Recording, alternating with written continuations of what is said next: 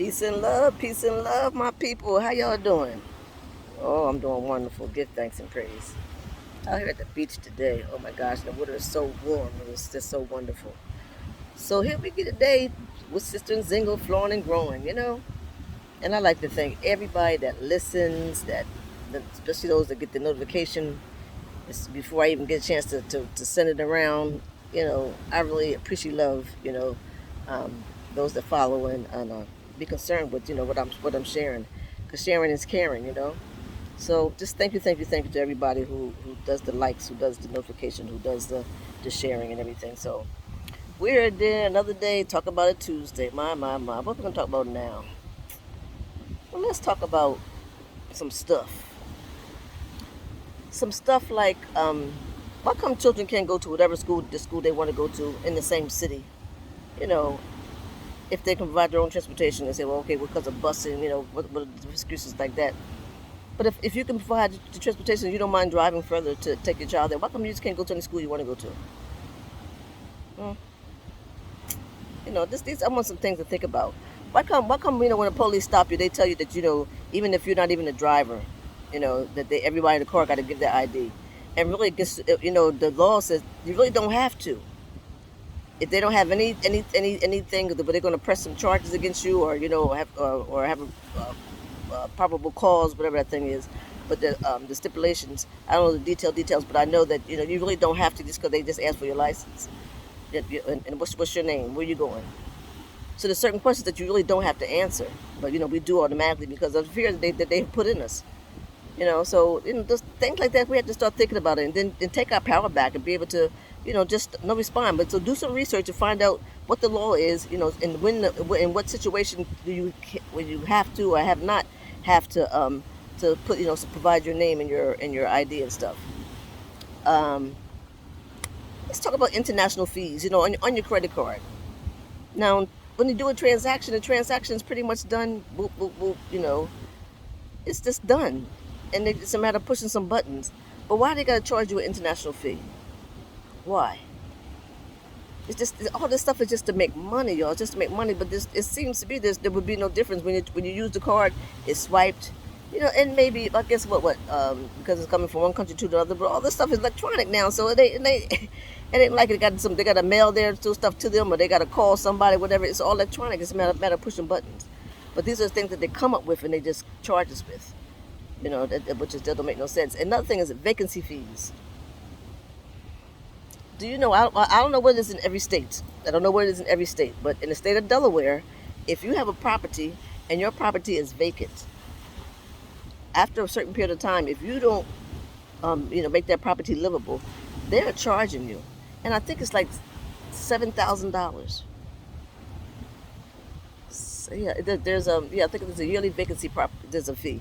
Yeah, so why if you had the $7,000, if you had whatever the $1,000, if you had the $500, it would be smart to say, well, okay, we're going to find you at the end of the thing. If at least make a contract with them and say, okay, my planning is I'm saving money, I'm trying to fix up the property and blah blah blah.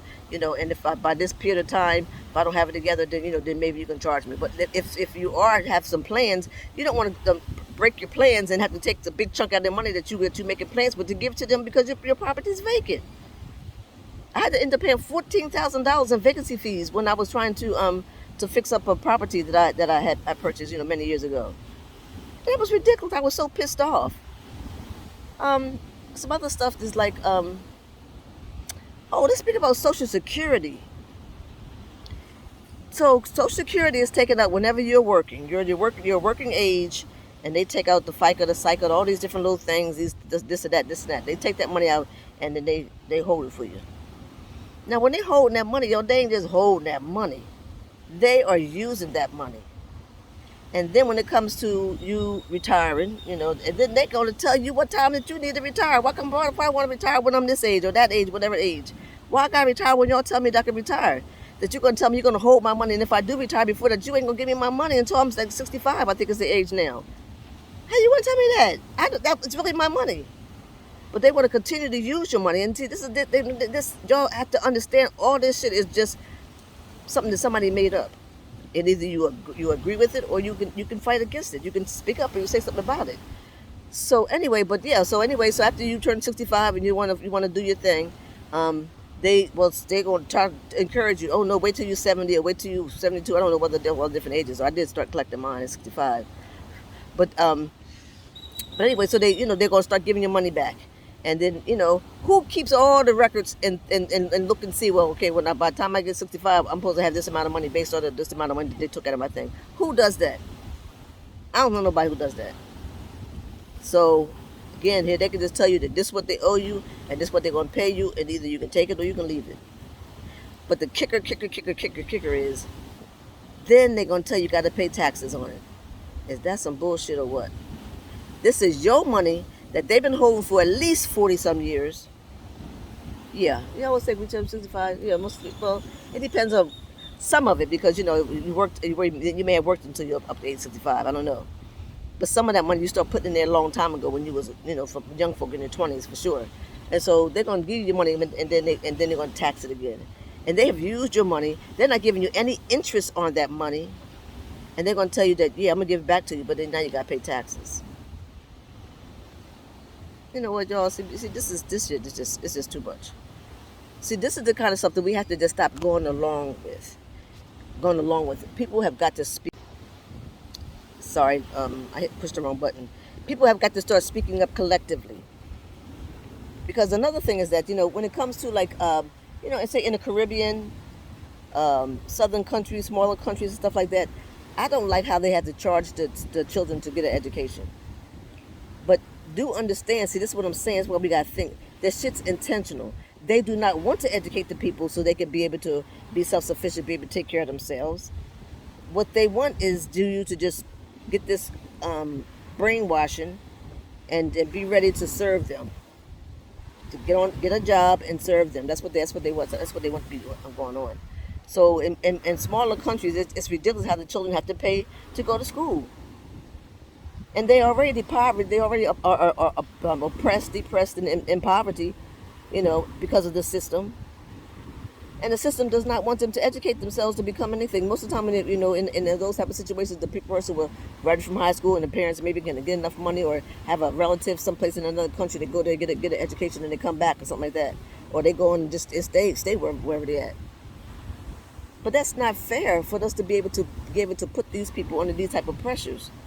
But like I said, it's intentional, and it's the kind of stuff that collectively the people need to speak up about. And it's just there's so many things that they just say that this is the way it is, and we just kind of just go along with it. When they tell you that your child has to get these shots, at one age, 2 age, with the different things. If you do some research, you don't need to get them shots. If you're feeding your child properly, now now if you just feed them, the regular garbage that everybody else is, eating, because that food that they give you is poison. Most of it, it's not poison; it's poisoning you slowly, killing you slowly. But you really don't have to get all that stuff. You really don't have to get it. They tell you this what you got to get, and of course they telling you got to get it. You say okay, and then what they do? You paying for it. Your insurance paying for it, but you're paying for your insurance. These are just things that they tell you that this is the way it's supposed to be, and then we just go along and do it. And then let me just talk about this for a moment. This is kind of a little bit off subject, but I hear that we know a long time ago that what's them sneakers? Is that the Hilfiger? Them gold colored boots. Whoever the owner was, he said that he didn't want black people wearing his boots publicly. He said that, and we still wear them as a style. That's the thing, to have someone. No, this is the kind of shit that we need to stop participating in. And now we got the Crocs. Everybody wearing Crocs. Your mama wearing Crocs. You got Crocs on the 1-month-old baby. You got Crocs on your daddy, your cousin, your uncle, and Jim and them. Now the Crocs man saying something about I didn't, they took that shit off the internet quick. See, this thing with people, this is how crooked they are. They took that shit down so people wouldn't be disgusted. But he said some nigger shit, called some people some niggers or something about some niggers and and his products and that kind of thing. So so you gonna still wear your Crocs? You gonna be a nigger? Man, it's just disgusting. It's just disgusting. You know, they just fucking get us coming and going. Coming and going, coming and going. But these are just some things I want you to think about because y'all, it ain't illegal yet. Think it ain't illegal yet. And see, like I said, we have to take hold of and implement new knowledge. When you know these new things, then you have to make a change according to that stuff. Be courageous. You got the power if you look inside. So just take your power and make decisions for yourself that's to your benefit, not just following along what everybody else does because this is what everybody else does. So start making decisions about what's best for yourself. Because you got to take hold and implement new knowledge. Otherwise, it ain't worth a damn to you. It ain't worth a damn to you. So I love you. God loves you. And I'm just thinking about the things that I'm saying. Does it make sense? Like last time I was talking about the damn baby. So does that make sense? To you? Maybe it does. Maybe it don't. I ain't having everybody agree with me. But think about shit and see if it makes sense to you. Then you can participate. But just don't do it because this is what they say. And one other thing I want to talk about is when, say, if you call somebody and you ask them about, can you tell me, ma'am, does if I buy this ticket, can I get an exchange, if I change my mind? And they'll answer, yeah, I think so. And some people say, okay, like what? Do you think so? That's the answer. That's not an answer. That means they think so. You have to make sure that you get them to confirm what they're saying. Say, man, well, okay, do you think so? Can you really check to see? And then sometimes if they say, well, no, ma'am, you should have did this. I mean, well, you buying something and, no, you going on a trip. I'll use that as an example because this is a real thing happening. Somebody's going on a trip and the person got sick. That there are circumstances, and they said the lady come back and say, well, you have to, you should have bought the insurance. I mean, yeah, maybe I should have. But there has to be some type of, if the person was like really felt sick, there should be some type of compromise that should be done with that thing, especially when it costs like hundreds of dollars. But I think if you push it, when you talk to a supervisor and you work things out and this and that, it could be done because I just like yesterday I ate at a restaurant and it was a breakfast and the breakfast included meat and I said I didn't want the meat. I don't eat the stuff. So well, I won't say that because I do eat chicken sometimes. So but I didn't want no chicken. It's not something I usually eat. And so then I go to the register. I said, I'm paying for my meal, but I didn't get any chicken. They said, well, it's still the same thing. I said, well, no, it can't be the same thing because you didn't serve me everything that's on there, so you can't charge me for something I didn't receive.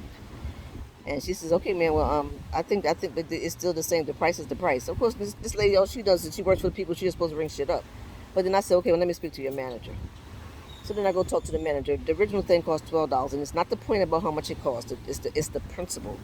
So I go speak to the manager, and she says, okay, let me go look at it. Let me look at these items that you got, and if I charge them up a la carte, like 111, for each item that I did get, then let me see what the price is. And the woman ended up charging me $9. I'm saying you have to ask questions. You have to speak up. You know what I'm saying? So think, y'all. Think it ain't illegal yet. And think about yourself. Put yourself first. You and yours first. All right. Well, like I said, I love you. Most important, the Most High loves you too. So be well until we meet up again.